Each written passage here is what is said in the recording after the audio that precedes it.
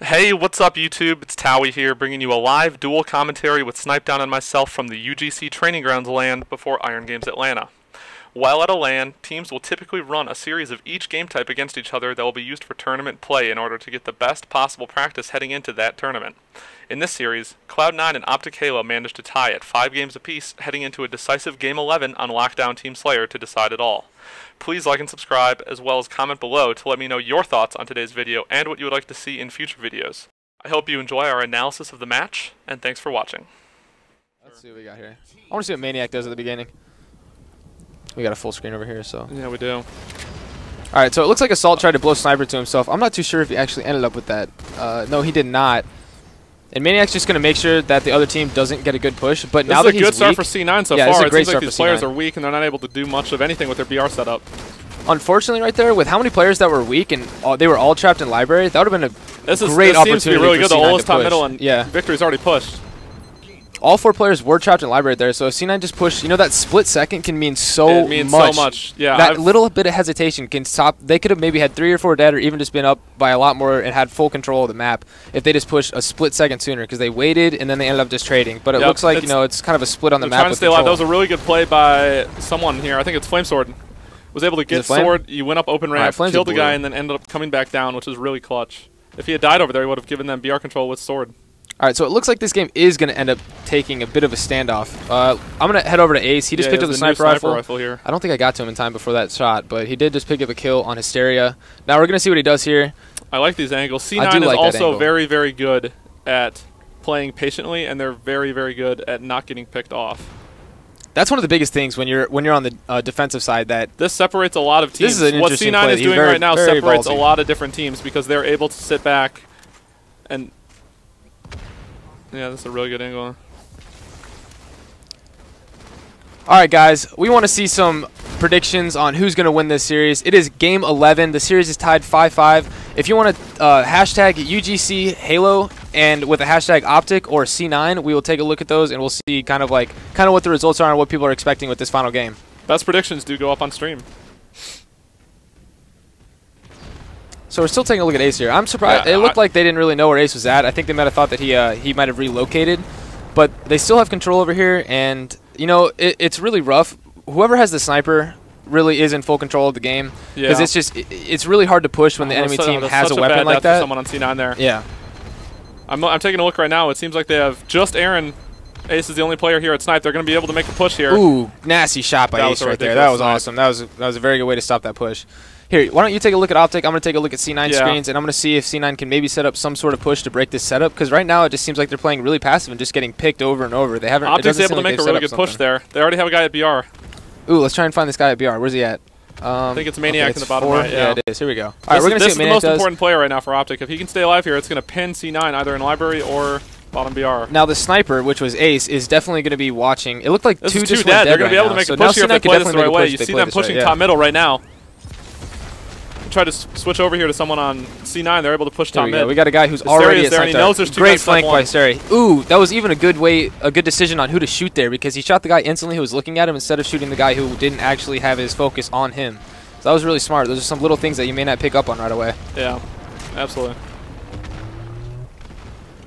So C9, we have a guy here. I'm going to flip through these real quick. We have a guy, Snipe 3, under glass with Sword, waiting for the enemy team to push, because a lot of the pushes start with under glass, and the last guy's at blue. This guy is also watching them coming under glass and knows when to lift in case the enemy team is pushing top center. This might be the push so right he definitely needs to get. He definitely needs to get back down. And it is. They got the guy weak. They knew he wasn't. All right, here's OpTic. Here's a guy who's pushing across top center right now. Yes. This is what I said before the game. When if you know you have advantage in your shields into players that you can try to push. We just saw so much happen right there. One person fall off the map and that was pretty funny. That was a good time to tune into Maniac. So it looks kind of like there's not too much control going on here, but I think with those few kills, it looks like OpTic has BR tower control, but I'm not too sure C9 the has all the weapons. At. I'm going to switch over here to Fear itself with the new sniper, as well as Sword in the hands of Pistola, I believe. So C9 has all the weapons. I'm interested to see how they handle this. That was a good nice pick. Kind of Fear. Right now they're playing the standoff game, you know, which is something we prefer to do. But a lot of teams don't prefer it, and they like to force action. I think OpTic usually he's does. like a split second off those shots. I'm surprised he hasn't taken a different angle. Seeing other people snipe is like the #1 thing that irks me. I'm just like, man, I would have done this, would have done this. That was a great angle he just took right there to get that kill. A lot of people always sit on that second ledge because you have a good view of bottom middle. So when you have a sniper rifle, that's one of the primary places you always want to keep checking because, like I said, it is a very common place that an enemy player will go. Yeah, they know he's there. I was gonna say that was. He definitely put himself out there. I'm surprised he got away with it. They're going now. You can see if we're going to switch over here to OpTic. You know that they're pushing. They know that they got feared. So like I said, as soon as they got the main guy, which is that sniper rifle who stops a lot of pushes, as soon as they got him weak, they knew that they started to have to push. They're keeping Aaron top BR here to try to shoot off any of the guys that push over top center. That's what they need to do as well. This guy who's sitting top center really needs to. Yeah, that was kind of. Oh wow, I thought he was going to die right there for sure. Okay. Who do we want to go to? Here we go. We got Ola. Ola with the sniper. I was going to whoever had Dude, I think I got Ola to switch to force sensitivity. Did you? Yeah, I think I may have gotten. I think he switched the last game. His shot was looking really good, and Ola's been a wizard his entire life. He's played on 5 cents, but with this game and how fast you die, you know, one of the most important things is being able to, relocate that player that knocked you out of scope. Yes, absolutely. I'm actually surprised he dropped sniper for fear itself. Ola's definitely been a very good sniper his whole life. I just don't think he gives himself enough credit. OpTic is pushing again right now. You see they got him weak. This is it. This is a really good push for them. So the thing with C9 is they don't have any angles of what's going on in front of them. They only can see what's going on at Snipe Tower. All right, so 3 of them just died. There's 1 guy left. Let's see. They still got a guy top BR. OpTic has a guy top BR, 2 back BR. Actually, red 3 right here. Yeah. This is the guy we want to see. Ooh, and he gets sorted. That's a really good kill for them. It's going off to be a stand-up here. I'm going to go to Hysteria, who just pushed over to BR Tower. He's catching them off guard. There's 2 other guys in the library. This is the most important guy for C9 to be able to try to stay alive here. He should be looking open there, trying to finish out that kill that he just had 1 shot. He should. Aaron was able to get away. Oh, that was good. That was a good kill. He needs to stay alive here. He knows that the spawners are going to be in library and pushing him. Very good plays by Hysteria right here. He needs to do whatever he can to stay alive. The enemy team is going to be spawning at library, which he just picked up that guy. They actually, other team might have spawned bottom blue, and I'm trying to see if anyone is there. No, it looks like everyone's really low. No, they were able to get the new snipe, but they looks like they tried to escape low. Hysteria seems to have gone low. Hysteria's in a pretty. I don't know about this play, to be honest. It puts himself in a position where he has no help from teammates, which I don't agree with. That Andy had up top control that whole time, but I mean their team ended up making, I guess, some good trades out of that. Oh, we got Victory here though. Never see Victory with the sniper. Here's your boy. He's one of my best friends that I've known for at least 8 years. Kind of ridiculous, but he doesn't get nearly the credit he deserves, much like Lunchbox on our team, and he's one of the best players in the league. I don't agree with him having snipe and sword though. We never do that on our team, and I'm not sure why so many other players do. It's better to spread the love. That's one of my biggest pet peeves. So the sniper and sword are 2 completely counterproductive weapons. The sword is only good for close range, and the sniper is for long distance. So let a teammate who's putting themselves into positions to stop a push have the sword instead of holding them both yourself. Because if you get weak with sniper, you can't really sit up close with sword. Absolutely. That's one of my biggest pet peeves in this game. Killing spree out of Victory though. He's honestly doing as much as he can right now.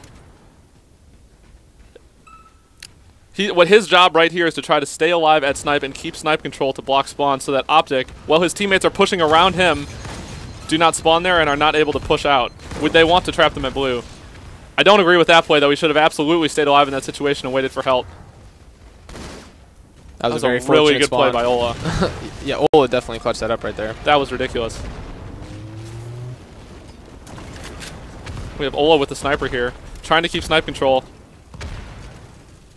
Nades are coming in from everywhere. You see 2 guys here pushing on him. That was a potential 2 for 1 I just saw right there. Oh my gosh. Oh, weird. He should have stayed alive. That was impossible though.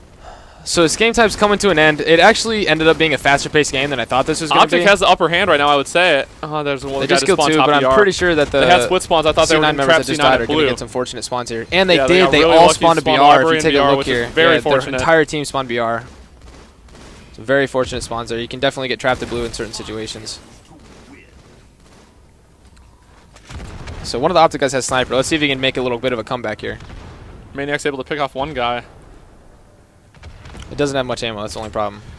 In this type of a situation, he also has snipe sword. In this type of a situation, it's almost best to try to be as aggressive as you can as a team, because when you're down and it's coming down to the wire on a Team Slayer game, the only way to come back is if you're aggressive. Which is exactly what C9 is doing, knowing that they need to push. Oh, man. That was unfortunate. I don't know. That's one of the worst things ever is when you have sword and you get assassinated. That's just the most frustrating thing that could happen to you. So C9 has one more kill left. I'm expecting them to be pushing. There's actually a guy right here that might be the final kill, which it is. He spawned behind him? Yeah, he ended up getting a pretty fortunate spawn. I don't think all those OpTic hashtag C9. Everything.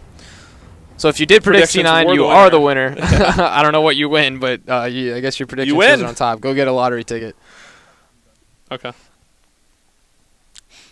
Well, all right. We got one game in.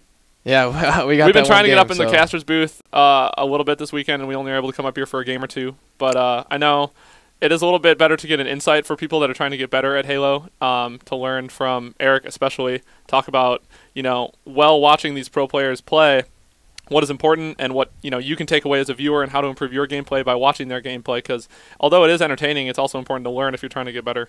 Yes, 100%. And it's always good to have that pro players' insight to see and to kind of dissect why plays are unfolding and how they're unfolding and why these players are making the plays they make. Because to a casual viewer, they just see these plays and they don't really understand the in-depth thought process that's going on behind it. So it's really cool, and I really appreciate the fact that we are able to cast some of these games. And I definitely want to get in on some of these games tomorrow, especially during the online cup.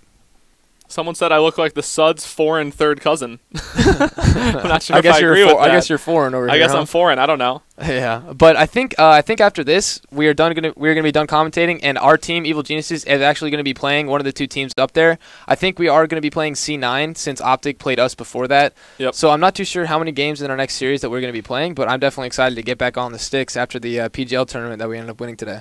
Yeah. All right. Yeah, we're going to take a break here, guys. But make sure to stay tuned because we're coming up and we're playing next against C9. Yep. Thank you all for tuning in.